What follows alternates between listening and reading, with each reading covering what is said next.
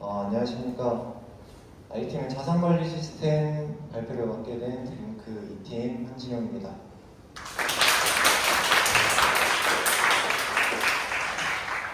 저희 팀은 팀장 송혁진, 팀원 김선우, 팀원 한진영으로 이루어져 있습니다. 저희 프로젝트는 통합관리 할 수 있고 전체 수명 주기를 할 수 있고 효율성 극대화를 할 수 있는 자산관리 시스템을 만드는 것을 목표로 했습니다. 먼저 시연 영상 보고 오시겠습니다.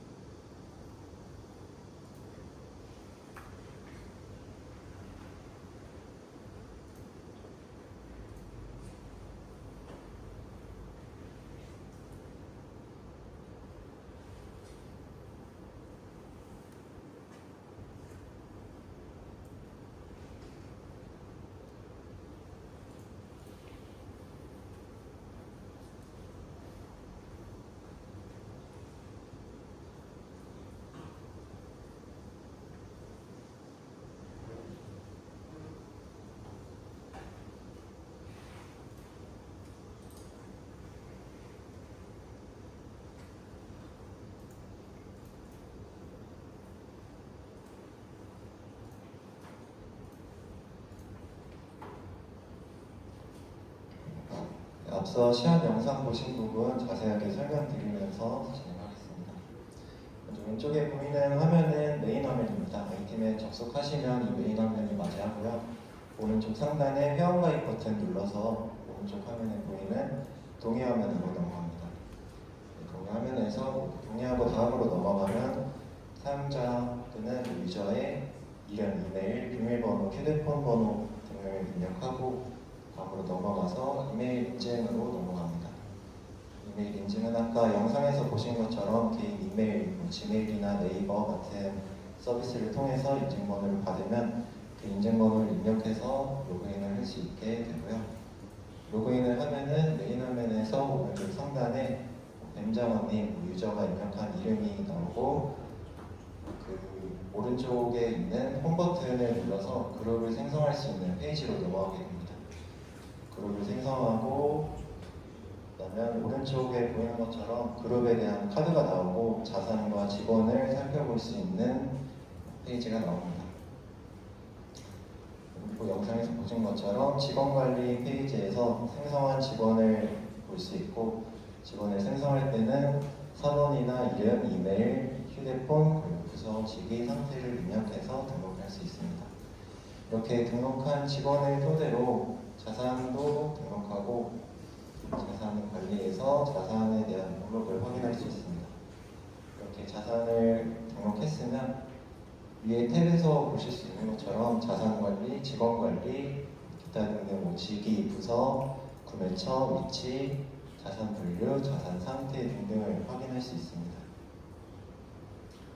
자산 히스토리에서는 등록한 자산에 대한 상세한 히스토리 기록을 볼 수 있는데요. 여기 보시면은 활동 부분이 생성으로 되어 있는 자산 히스토리가 하나 기록되어 있는데 이 자산은 수정한다거나 아니면 삭제한다거나 아니면 다른 것들을 뭐 변경했을 때 여러 기록들이 남습니다. 이를 통해서 내가 어떤 것들을 생성했는지, 수정했는지 등을 파악할 수 있습니다. 여기까지가 저희가 만든 화면에 대한 설명이었고요. 이 기술을 채택한 이유, 전자정보 프레임워크를 사용한 이유 등에 대해서 말씀드리겠습니다. 저희가 사용한 기술 스택은 전자정보 프레임워크입니다. 이거브 프레임워크라고도 하고, 이 프레임워크는 스프링, 톰캣, 마이바티스를 이용합니다. 스프링은 백엔드를 담당하는 프레임워크이기도 하지만 저희는 JSP를 통해서 화면을 구성했기 때문에 풀스택을 스프링으로 개발을 했고요. 톰캣을 이용해서 와스라고 하죠. 웹 어플리케이션 서버를 이용했고, 마이바티스를 통해서 이제 데이터베이스와 소통할 수 있게 SQL 래퍼 프레임워크로 사용을 했고, 이제 쿼리를 XML 파일로 따로 분류해서 사용할 수 있게 관리했습니다. 전자정보 프레임워크를 선택해서 이 프로젝트를 진행하게 된 이유에 대해서 설명을 드리겠습니다. 전자정보 프레임워크는 안정적인 MVC 구조가 있어서 개발자 간에 난 이렇게 개발을 한다, 다른 사람은 난 다른 방식으로 개발을 해 라는 것들을 조금 안정적으로 일관화해서 관리할 수 있게 하고, 이 MVC 구조는 뒤에 가서 설명을 드리겠지만 계층형 아키텍처를 가지고 있어서 유지보수성을 확보할 수 있습니다.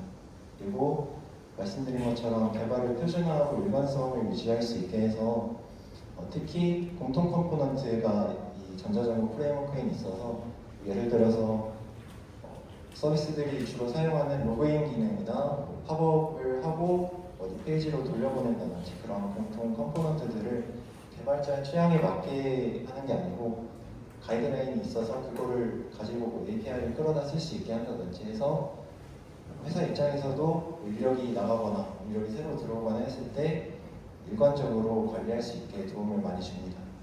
그리고 말씀드린 것처럼 공통된 컴포넌트를 사용하다 보니까 새로운 인력이 왔을 때 적응을 빠르게 할 수 있고 용이하게 다룰 수 있습니다. 그리고 또한 표준화된 개발 방식을 가지고 있어서 유지보수에 좋고 안정성이 검증되어 있습니다. 그래서 저희가 총체적으로 이 전자정보 프레임워크를 선택해서 이 프로젝트를 진행한 이유로는 공공기관 개발에서 많이 사용을 합니다. 그래서 이를 통해서 저희가 나중에 취업을 하고자 했을 때 도움이 많이 될 것 같아서 전자정보 프레임워크를 통해서 프로젝트를 진행하게 되었습니다. 앞서 설명드린 스프링의 자세한 아키텍처 설명입니다. 계층형 아키텍처를 가지고 있습니다. 웹, 컨트롤러, 서비스, DAO, DB 순으로 이렇게 층층이 쌓여 있고요.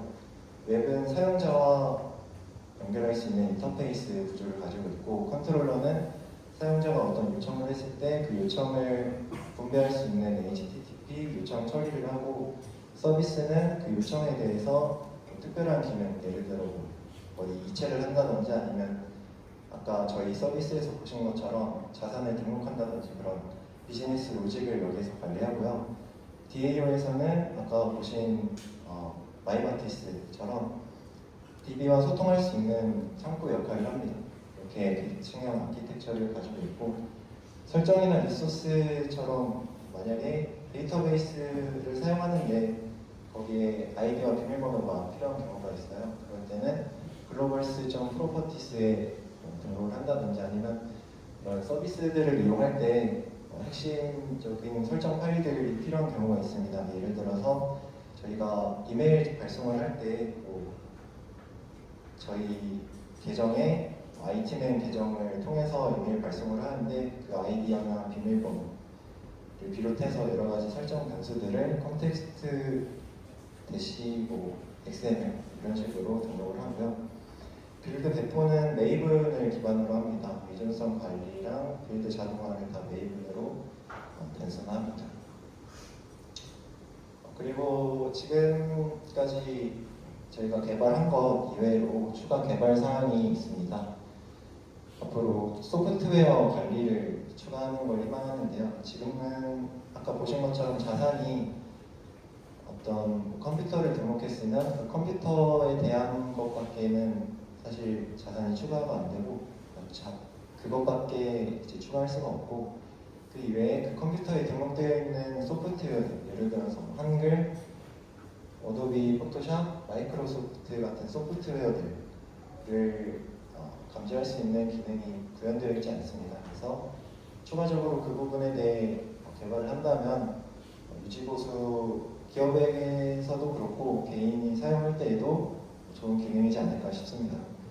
더불어서 불법 라이센스 탐지 관리 기능을 통해서 기업 입장에서 리스크를 줄일 수 있도록 예를 들어 등록되지 않은 윈도우를 사용한다든지 아니면 한글을 불법으로 깔아서 설치하는 개인이 있을 수 있으니까 그 부분에 대해서 관리할 수 있도록 도움을 주는 개발을 하려고 합니다.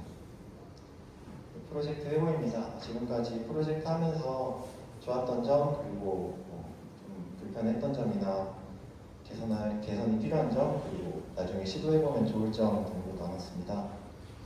좋았던 점은 현장에서 직접 기술 활용해서 프로젝트를 진행해 볼 수 있어서 좋았습니다. 학교에서는 이런 프로젝트를 직접 몇 주 단위로 진행하는 경우가 별로 없기도 하고 기술 통해서 한다든지 이런 협업의 기회가 별로 없어서 가운데 이런 기회를 쌓을 수 있어서 좋았습니다. 그리고 아까 말씀드린 것처럼 이제 전자정보 프레임워크가 스프링을 기반으로 계층형 아키텍처를 가지고 사용을 하니까 체계적인 개발 프로세스를 가지고 저희가 서비스를 개발해 볼 수 있는 경험이 되어서 좋았고요.